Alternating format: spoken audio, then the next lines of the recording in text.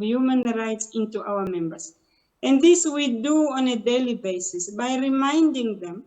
In fact, what we have strategizing also is that we need to bring in elements of retraining them, retraining and training and retraining and training.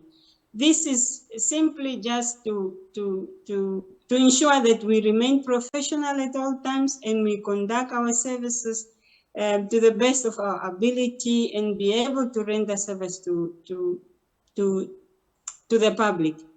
So amidst the training curriculum, we have a discipline as a topic, conduct, ethics, as well as professionalism, and then respect for human rights. Those are key topics that we really looking at. But be that as it may, cases recorded or reported against police officers, we take them seriously, and hence our continuous appeal to the public to report where our conducts are really unbecoming. Now, Deputy Commissioner, we all, I'm sure, remember Operation Kalahari, which was launched, to combat the ever-increasing crimes within the country. But instead, it's been cited as having been responsible for the, endemic nature police brutality has taken on. What are your thoughts around that?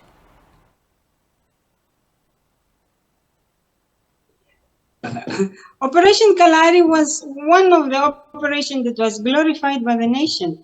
If we look at the crime statistics during that time, there was a significant decrease of crime nationwide. And really one can say that Namibia was at peace.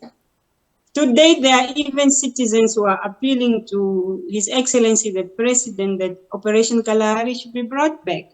Because when you look at the thing, lawlessness has perhaps again picked its toe. Yes, I will agree. Kalahari has brought a few cases of assault open against our members, our law enforcers, the security cluster. But then when you look at it deeper also, some were genuine cases, and possibly court or departmental processes are complete while some are still pending. But then there were some cases that were dismissed and nullified because of lack of evidence, while some were mere fabrications, which were aimed at tarnishing the reputation of the operation and perhaps the officers as individual or the security cluster as a whole. So to answer to your question, Nina, really is that one case opened against the police is just one case too many. Hence, as an organization, as I've alluded to, we are trying all efforts to improve by implementing more training and retraining, so as to increase on our performance for the benefit of the public that we took oath to serve. It should really, however, be noted that when the police is applying the necessary force to successfully execute our duties, that cannot be regarded as unprofessional conduct or police brutality. So we really need to distinct also when it comes to that aspect. As you mentioned, you said that you're of the view and also what you understand the public's perception to be is that Operation Kalahari was a success. What do you attribute that success to, Deputy Commissioner? I've indicated that when we had Operation Kalahari, there was a significant decrease in crime. Law prevailed in this country. Citizens were happy. And that's why I'm saying, yes, we had successes, really major successes in terms of crime prevention during Kalahari. This Afrobarometer, Namibian Afrobarometer report on the police also indicates that police use excessive force in managing when it comes to public demonstrations and also with dealing with suspects, which of course has now led to the loss of faith within law enforcement. What do you believe can be done to rebuild this trust between citizens and law enforcement?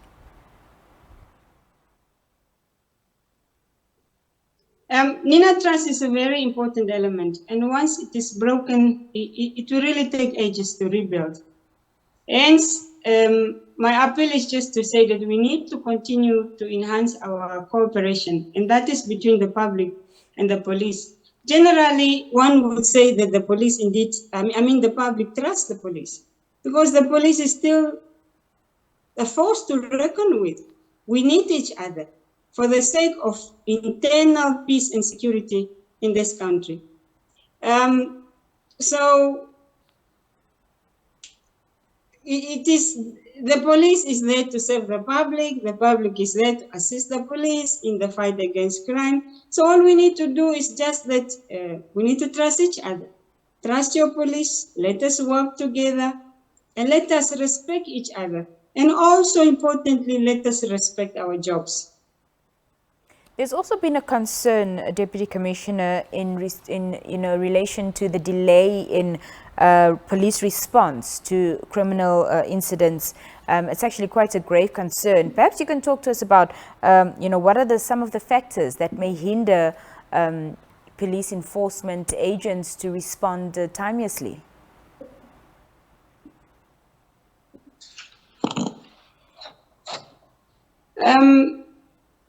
The police has so much to deal with on a daily basis.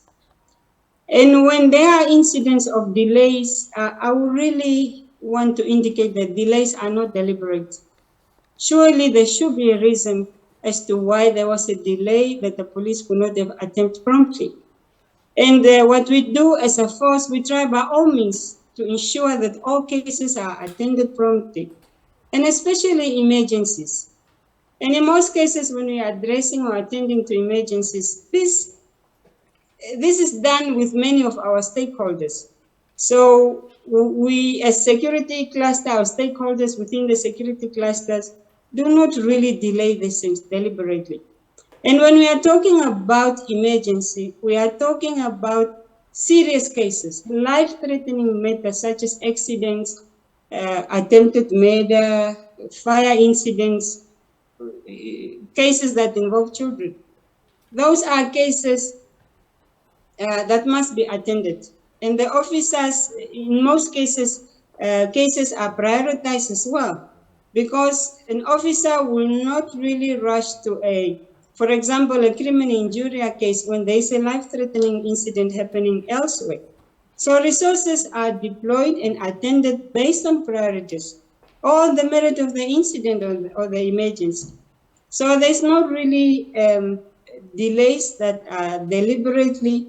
Nothing really hinders the police to complain. Of course, there are few resources, shortages of resources, but all in all, nothing really hinders attending to complaints. Perhaps just a little bit later, that some cases are given their attention, as I have said, based on the merit or the emergency of such a case. However, there are also isolated cases or incidents where delays are caused, especially when we deal with a lack of visibility of certain street or addresses or roads. And this is especially when we attending complaints or incidents in informal settlement or deeper rural areas. So all in all, we try by all means to attend and give attention, the necessary attention each case deserves. Deputy Commissioner Shikwambi, thank you so much for your time this evening, and thank you for joining us here on the Daily Roundup. That was Deputy Commissioner Kauna Shikwambi speaking to us concerning the Namibia Afrobarometer's recent report on police conduct within Namibia. We'll be right back after this.